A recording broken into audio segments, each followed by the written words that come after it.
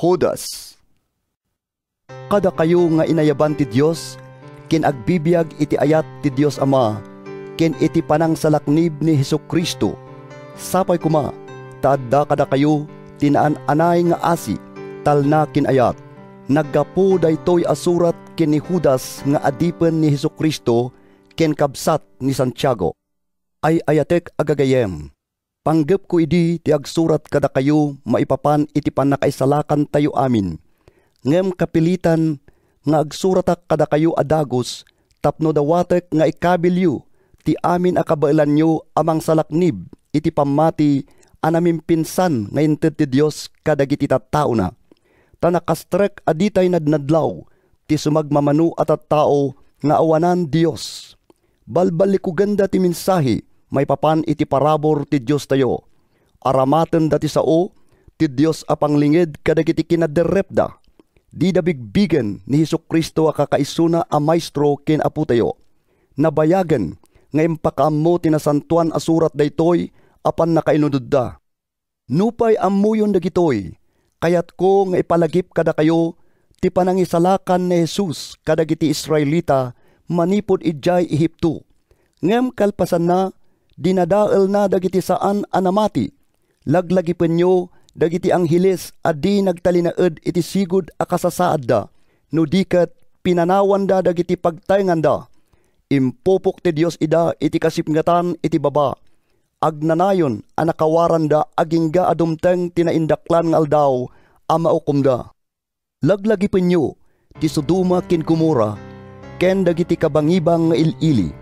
Nagbasol da iti panakikamalala ken kinaderrep. Ket sagsagabaen da ti dusa iti agnanayon nga apoy. Daytoy iti pakabalaagan tayo amin. Kastamet nga iti arapaap dagitoy at tao nga awanan Dios.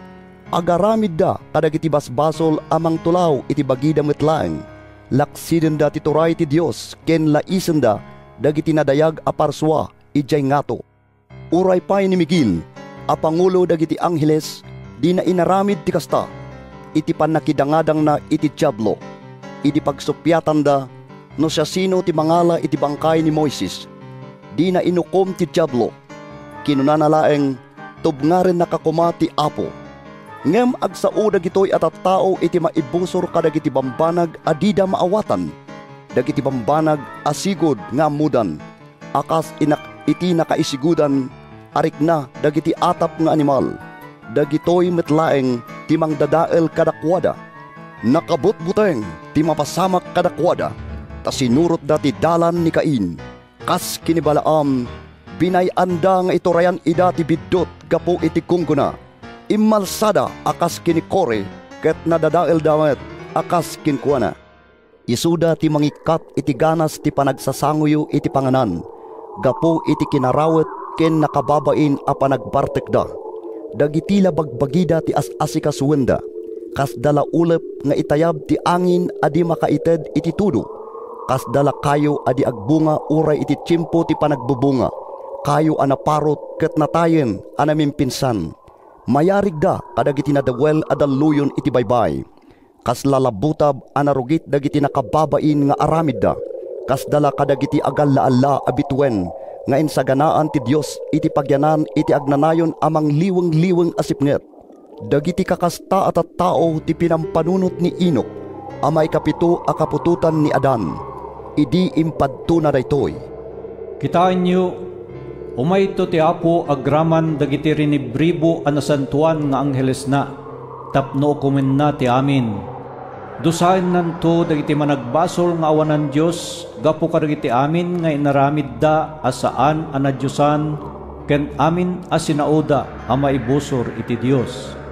Managreklamo kin managbasol dagitoy at tao, ket suruten da dagiti dakes at arigagay da.